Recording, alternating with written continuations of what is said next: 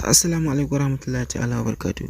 A darasin mu ne zan koyar da mu wata sirri wadda take cikin WhatsApp wanda ba kowa bane ya san wannan sirri din.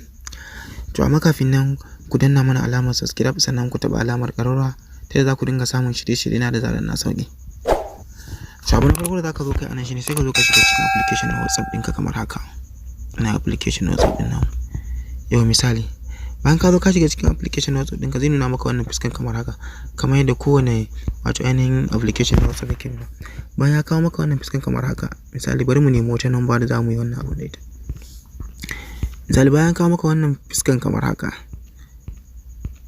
misali kuɗin hakuri bari mu nemi number. Akwai nambobin mutane da yawa ne aka.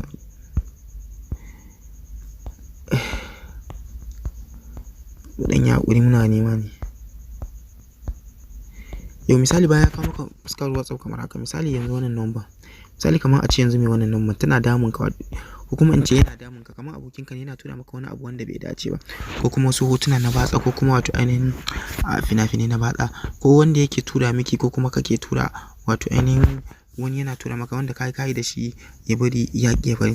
To da zarar ka zo ka kalli wannan bidiyon insha Allah za ka kawo ƙarshen wannan matsalar. Abu na farko da za ka yi anan shine sai ka zo ka shiga cikin wato ainihin kan wani wanda kuke chatting da shi wanda yake tura ma abu wanda bai dace ba. Bayan ka zo ka shiga cikin WhatsApp ɗinka inda kuke chatting da shi kamar haka, sai ka zo ka taɓa waɗannan madannan guda uku. Bayan ka taɓa waɗannan madannan guda uku zai kawo maka waɗannan zaɓukan. Sai ka zo ka taɓa nan inda aka rubuta mu. Bayan ka taɓa zai kawo maka waɗannan zaɓukan guda 5. Sai ka taɓa sama inda aka rubuta report kamar haka.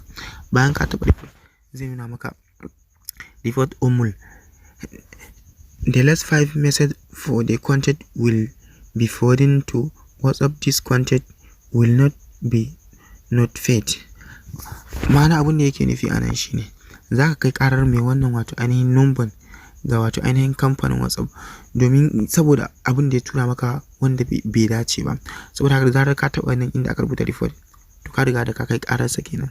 Ta yadda WhatsApp su kuma za su yi wato ainihin duba wato ainihin irin wayannan abubuwan da ya turo maka a matsayin hujja domin ganin su rufe layinsa, ta yadda babu yanda za a yi a sake yin amfani da wannan number ɗin a yi wato ainihin WhatsApp da ita. Da zarar ka yi haka to shi kenan ka riga ka kai ƙarar wato ainihin wannan wanda yake damun naka.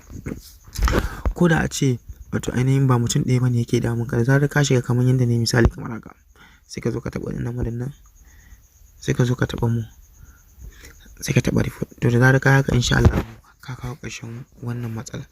Da zarar ka haka kaga wannan ba gwada zai yi saboda bana so na yi na wannan number, amma da zarar ka zo ka haka shi kenan insha Allah wannan matsalar ka riga ka rabu da ita. Da fatan kun ji daɗin abin da na koyar da mu. Ina ne kuskure